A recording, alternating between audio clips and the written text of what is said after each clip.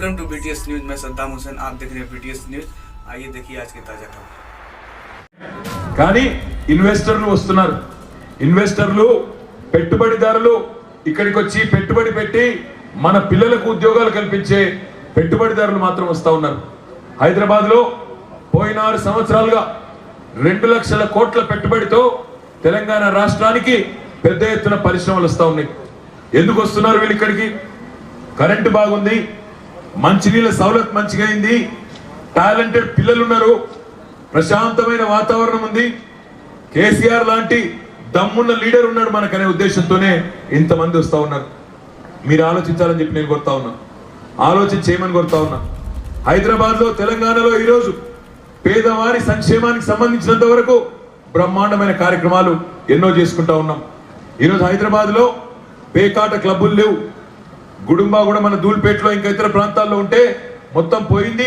వాళ్ళకు కూడా పునరావాసానికి కూడా మనం ఆదుకుంటా ఉన్నాం.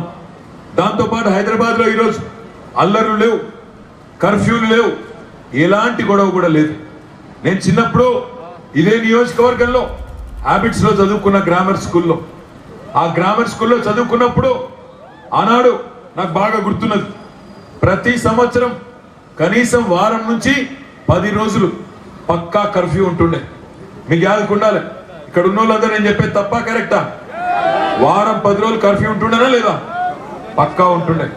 మొన్నటికి మొన్న ఒక 9-10 ఏళ్ల కిందట గోకుల్ చాట్ పేలుళ్ళు, లుంబిని పార్క్ పేలుళ్ళు కూడా మీకు యాదుకున్నాయి. శాంతి భద్రతలు ఎట్లుండేనో కేసీఆర్ గారు రాకముందు ఈరోజు ఎట్లా ఉందో ఒక్కసారి ఆలోచన చేయండి. హైదరాబాద్ లో ఈరోజు చైన్ స్నాచింగ్లు లేవు, దొమ్మిలు లేవు, అల్లర్లు లేవు, మత కల్లోలు లేవు, ఆంధ్ర తెలంగాణ పంచాయతీ లేదు. అందరం కూడా కలిసి మెలిసి ఉన్నాం. हम सब लोग जहां से भी आके आज हैदराबाद को हमने जो घर बना लिया, हैदराबाद को जो हमने अपनाया और जो हैदराबाद ने हमको अपनाया, हम सभी लोग आज भाईचारा के साथ, खुशहाली के साथ साथ साथ रह रहे हैं. कोई हमारे बीच में दरार नहीं, इकट्ठे हम लोग हैं, चाहे कहीं से भी हो. कुछ लोग राजस्थान से आए होंगे, कोई गुजरात से आया होगा, कोई बंगाल से आया होगा, कोई केरल से आया होगा, कोई आंध्रा से आया होगा, कोई रायलसीमा से आया होगा, पर हम सभी लोग आज साथ मिलकर रहते हैं. 6 साल से हैदराबाद में अमन है, शांति है, कोई तकलीफ नहीं है. मैं आप सभी लोगों से मैं रिक्वेस्ट करता हूं, आज हैदराबाद में गरीब आदमी खुश है. हम मजहब के नाम पे, जात के नाम पे सियासत नहीं करते हैं, राजनीति नहीं करते हैं, हम अलग अलग करके नहीं देखते हैं. हम तो कहते हैं कि सबकी हैदराबाद है, सबका विकास सबके साथ ही होगा, ये हम कहते हैं. बट आज हमारे कुछ भाई लोग कह रहे हैं कि ये सबका हैदराबाद नहीं है, ये चंद लोगों का हैदराबाद है. ये सरासर गलत रवैया है. मैं आप तमाम लोगों को याद दिलाना चाहता हूं, आज अगर आप एक बार सोचें, हैदराबाद में आज अगर गरीब के लिए हैदराबाद में जितने भी हमारे गरीब भाई बहन हैं, उनके लिए क्या क्या प्रोग्राम किए जा रहे हैं एक बार आप सोचिए. शादी करते हैं तो कल्याण लक्ष्मी शादी मुबारक प्रोग्राम है. अगर प्रेग्नेंट है, इंस्टीट्यूशनल डिलीवरी है तो केसीआर किट है. बच्चा पढ़ने का है तो हॉस्टल में दाखिल कर सकते हैं. 1,20,000 रुपया गवर्नमेंट खर्चा करता है बच्चे पे, सारा देखभाल गवर्नमेंट करता है. अगर ओवरसीज पढ़ने जाना है, लिखने जाना है तो ओवरसीज स्कॉलर जब खरीदते हैं तो टैक्स पे करते हैं. पिछले 6 साल में तेलंगाना का जनता ने केंद्र सरकार को 2,72,000 करोड़ रुपया टैक्स के रूप में दिया. పోయిన 6 ఏళ్లలో కేంద్ర ప్రభుత్వానికి తెలంగాణ ప్రజలుగా మనందరం సబ్బు, ఉప్పు, పప్పు, బ్రష్, పేస్ట్ కొనుక్కున్నప్పుడు ట్యాక్స్లు ఏవైతే కట్టినామో 2,72,000 కోట్ల రూపాయలు ట్యాక్స్ల రూపంలో కట్టినాం. మనకెంత వాపస్ వచ్చింది తెలుసా? कितना वापस हमें मिला पता है आपको? हर राज्य सरकार को केंद्र की तरफ से कॉन्स्टिट्यूशनली पैसा देना होता है, कॉन्स्टिट्यूशन के हिसाब से. हम लोग दिए 2,72,000 करोड़, वापस केंद्र सरकार ने तेलंगाना को दिया 1,40,000 करोड़. మనం 2,72,000 కోట్లు పన్నుల రూపంలో వాళ్ళకి కడితే వాళ్ళు వాపస్ మనకు కట్టింది ఇచ్చింది 1,40,000 కోట్లు. मतलब 1 रुपया जब हम ऊपर दिल्ली देते हैं टैक्स के रूप में, वापिस आता है 8 आना. 1 रुपया हम देते हैं, 8 आना वापिस आता है. तो आप बोलो कौन किसको बाकी है? ఎవరికి బాకీ ఉన్నారు? రూపాయి ఇచ్చి ఆటాను వెనకకిస్తే మళ్ళీ ఇడికెళ్ళి మీదికెళ్ళి ఇక్కడికి వచ్చి रुबाब చేస్తే हमने ये दिया वो दिया। हम समझते हैं देश को चलाना है, हम समझते हैं देश में और भी पिछड़े इलाके हैं, हम समझते हैं वहां पे भी तरक्की होना चाहिए, हम समझते हैं उसमें अगर तेलंगाना का भागीदारी होगा तो हम जरूर उससे फख्र महसूस करेंगे, गर्व महसूस करेंगे, क्योंकि तेलंगाना जो है एक प्रोग्रेसिव राज्य है। केसीआर साहब की लीडरशिप में जरूर हम चाहते हैं कि इस देश के सारे पिछड़े इलाके भी विकास की तरफ आगे बढ़े। पर आप जब आते हो और ऐसे बात करते हो जैसे कि हम लेने वाले हैं और आप देने वाले हैं, अमित जी इस बात से बहुत तकलीफ होती है। मैं आपसे साफ साफ कहना चाहता हूं, अगर लेन देन की बात आती है तो आज अगर कोई किसी को दे रहा है तो तेलंगाना जनता आपको दे रही है, आप हमें कुछ नहीं दे रहे हैं। 1,30,000 करोड़ रुपया पिछले 6 साल में हमने आपको दिया और आप यहां आके कहते हो हमने सब कुछ कर दिया। मैं आप तमाम भाई लोगों से, आप सभी से मैं विनती करता हूं, सोचिए एक बार, आज वोट मांगने वाले पिछले 6 साल में कुछ दिया। पत्रकार जाके पकड़ लिया अमित जी को, बोले अमित जी आप तो बोले 15 लाख देंगे, तो फिर हम तो खोल लिए जनधन अकाउंट, पैसा नहीं आ रहा है। पता है क्या बोलते हैं अमित जी? अरे भाई वो तो जुमला था, जुमला। फिर हाल ही में फिर बोले 20 लाख करोड़ का पैकेज दे रहा हूं मैं, स्टिमुलस पैकेज। कोरोना की वजह से बहुत नुकसान हो गया इस देश में, तो 20 लाख करोड़ का पैकेज। 20 लाख करोड़ में कितने जीरो है मैं तो नहीं जानता। मैं नंदू भाई को फोन करा, बोला नंदू भाई बोलो कितने जीरो रहेंगे उसमें। नंदू बोले अन्ना मेरे को भी नहीं मालूम। मैं बोला ठीक है एक काम करो, एक बार प्रेम सिंह राठौड़ साहब से पूछ लो, बड़े आदमी है, आपके जो 20 लाख करोड़ डिवाइडेड बाय 132 करोड़ हिंदुस्तानी, तो एक एक हिंदुस्तानी को कितना पैसा मिलना चाहिए पूछो। बोला मैं, अब राठौड़ साहब जो है वरिष्ठ आदमी है, सीनियर आदमी है, जानते हैं पूरा, तो मेरे को फोन करके बोले एक एक आदमी को 15,384 रुपीज मिलना है। अगर 20 लाख करोड़ हम सब में बांटे, मिला किसी को यहां पे? एक और जुमला।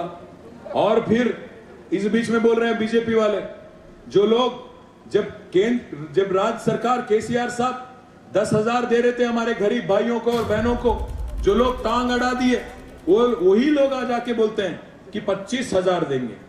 मैं सीधी बात पूछना चाहता हूं, 10,000 ఇయ్యనోడు 10,000 ఇస్తుంటే ఆపినోడు 25,000 ఇస్తాడా? ఇస్తాడా అంటున్నా, ఇస్తాడా? అమ్మకు అన్నం పెట్టనోడు చిన్నమ్మకు బిర్యానీ పెడతాడా? పెట్టాడు కదా, సింపుల్ కామన్ సెన్స్। మరి ఇలా వాళ్ళు చెప్తున్నారు ఇస్తారట 25,000। అరే ఓట్ డాల్దో మేము దిక్లేతాం బాధ, బండి పోతే బండి ఫ్రీ అంటారు, చలాన్లు కట్టద్దు అంటారు, గెలిపిస్తే 25,000 అంటారు, అన్ని బోగస్ ముచ్చట్లు। 15 లక్షలు అన్నారు, 2 కోట్ల ఉద్యోగాలు అన్నారు, 20 లక్షల కోట్ల ప్యాకేజ్ అన్నారు, ఏముండదు। వాళ్ళకి తెలిసింది ఒకటే ఒకటి, ఏదన్నా చేసి హిందూ ముస్లిం ఫీలింగ్ తేవాలి, 4 ఓట్లు చంపుకోవాలి కదా, ఒకటే ఎరికి, ఇంకేం తెలియదు। నేను మీ అందరినీ కోరుతున్నా ఒకటే, హైదరాబాద్ ప్రశాంతంగా ఉన్నది, हैदराबाद लो ఈరోజు వ్యాపారాలు మంచిగా జరుగుతున్నాయి।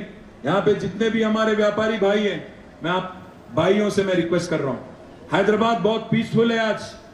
इस पीस को अगर ऐसे ही रखना है, हैदराबाद ऐसे ही अगर रहना है, तो आप जरूर एक बात सोचिए। आज कुछ लोग बात कर रहे हैं कि सर्जिकल स्ट्राइक करेंगे। सर्जिकल स्ट्राइक कहां होता है, कहां किया जाता है? शत्रु देश पे किया जाता है, अपने देश पे नहीं करते हैं। सर्जिकल स्ट्राइक नाम का चीज अगर हैदराबाद पे आप करोगे, तबाही कहां होगी? यहीं पे होगी। व्यापार किसका डिस्ट्रॉय हो जाएगा, नुकसान किसको पहुंचेगा?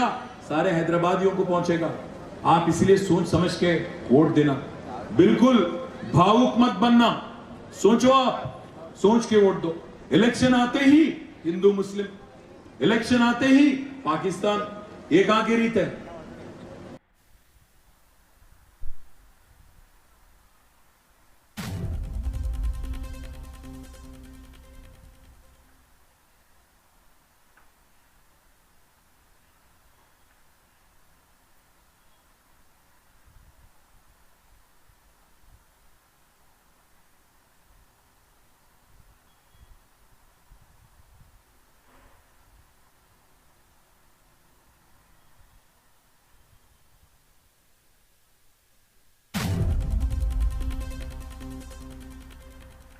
हमारे एमपी साहब बीबी पाटिल साहब ने एक चिट्ठी दिया, बोले कि गोशा महल में आपको ये सब कुछ करना है।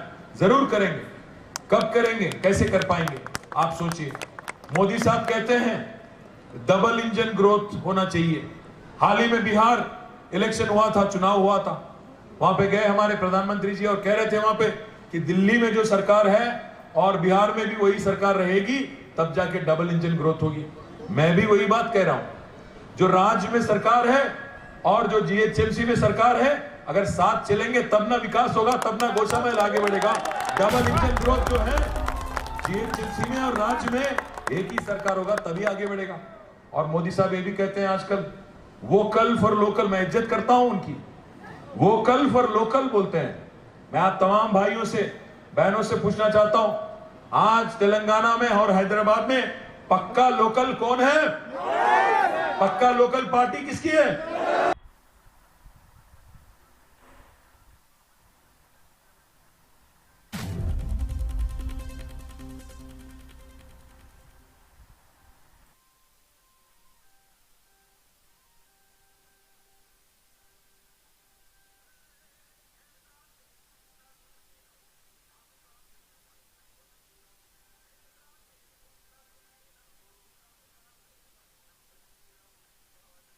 చాలాను కట్టడానికి ఉన్నదా జిహెచ్ఎంసీ?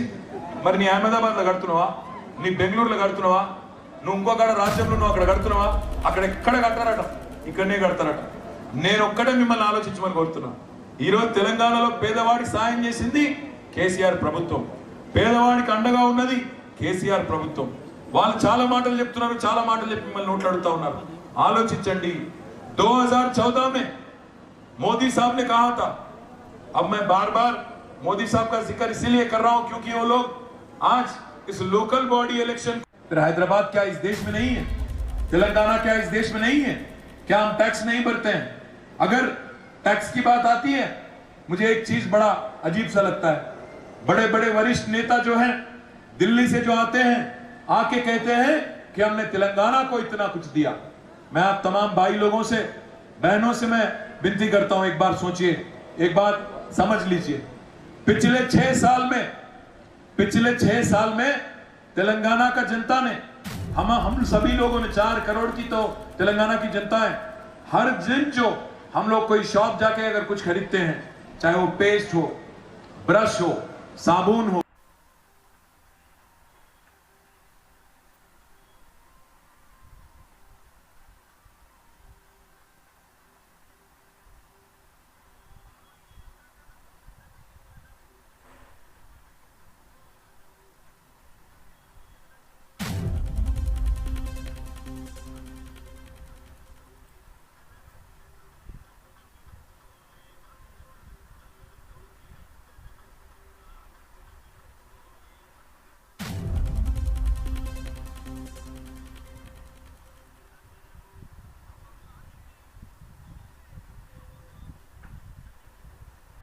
ఇన్సూరెన్స్ నువ్వు ఇచ్చేది నాకు అర్థం కాదు. ఇన్సూరెన్స్ ఏజెంట్ వాళ్ళు లేకపోతే పార్టీ ప్రెసిడెంట్ వాళ్ళు, నాకు అర్థం కాక అడుగుతా. ఏం మాట్లాడుతున్నారు వాళ్ళు, ఇంకేం మాట్లాడతారు? మీదికి వెళ్ళి రాంగ్ रूट లో ఉండి మీరు నలుగురు है, हम सब यहीं पे है, आपके एकदम करीब हमारे मिनिस्टर लोग रहेंगे तो काम होगा, काम आगे बढ़ेगा। आज कुछ लोग आ रहे हैं दिल्ली से, आज अमित जी आए हैं, अमित शाह जी, कल परसों नड्डा साहब आए थे, उससे पहले जावड़ेकर साहब आए थे, उससे पहले स्मृति ईरानी मैडम थी, 10-12 लोग आ गए। పెద్దలు ఎప్పుడు చెప్తారు, సింహం ఎప్పుడు సింగిల్ గానే వస్తుంది. కేసీఆర్ ఒక్కడే 10-12-15 మంది వస్తున్నారు ఢిల్లీకి వెళ్ళి, ఆడికెళ్ళి, ఇడికెళ్ళి. నేను ఒక్కడే అడుగుతున్నా ఇక్కడున్న మా అన్నదమ్ములను, మొన్న హైదరాబాద్ లో వర్షాలు వరదలు వచ్చినప్పుడు ఈ పెద్ద మనుషులు ఒక్కరన్నా కనబడ్డారా మీకు? ఒక్కలంటే ఒక్కరు. ఢిల్లీ వాళ్ళందరూ ఎవరన్నా మంత్రులు, కేంద్ర మంత్రులు, ప్రధాన మంత్రులు ఎవరున్నారు? మళ్ళా ఆఖరికి గిదే టిఆర్ఎస్ వాళ్ళు, గిదే కార్పొరేటర్లు, గిదే మంత్రులు, గిదే ఎమ్మెల్యేలు మేమున్నాం తప్ప వాళ్ళెవరు లేరు.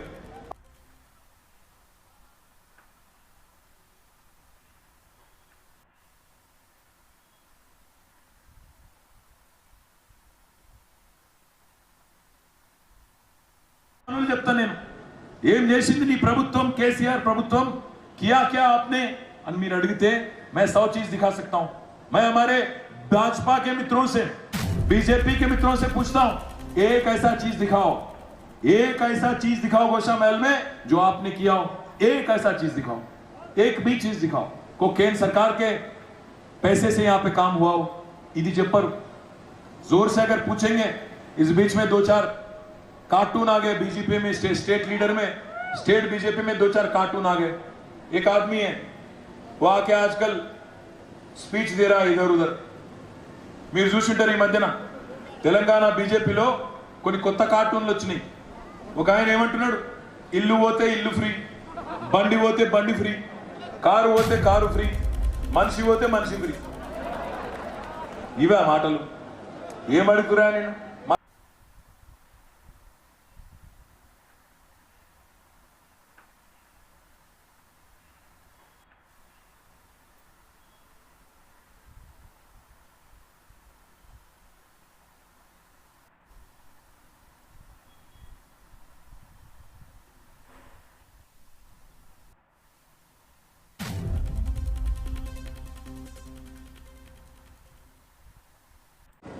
वो लोग जिक्र करते हैं अकबर बिन लादेन की, तो मैं कम से कम नेशनल लीडर का तो नाम ले लूं, मैं कम से कम उनके बारे में तो बोलूं। आप एक बार सोचिए 2014 में क्या कहा हमारे प्रधानमंत्री जी ने, हमारे देश के सारे भाई बहन आप सभी लोग जन धन खाता खोलो, मैं धन 15 लाख देता हूं। बोले कोई बोले कि नहीं बोले? क्या बोले? आप भी सुने, मैं भी सुना। एक बात का, एक काम करो भाई, यहां पे जितने लोगों को 15 लाख नहीं मिला वो जरा हाथ उठाओ। आपने किसको भी नहीं आया? आपको मिला क्या बहन हमारे? आपको भाई मिला क्या 15 लाख? आपको 15 लाख मिला? आपको ये जो है गली बॉयज और दिल्ली बॉयज के बीच में है। आपको गली बॉयज चाहिए तो हमारे कैंडिडेट टीआरएस के जितने भी कैंडिडेट है, पूजा, आनंद, परमेश्वरी, ममता और मुकेश को जिता लो। अगर दिल्ली बॉयज चाहिए, दिल्ली बॉयज को वोट देने में एक तकलीफ है, काम पड़ेगा। अगर गोशा महल के गली में दिल्ली थोड़ी जा पाएंगे, दिल्ली थोड़ी जाके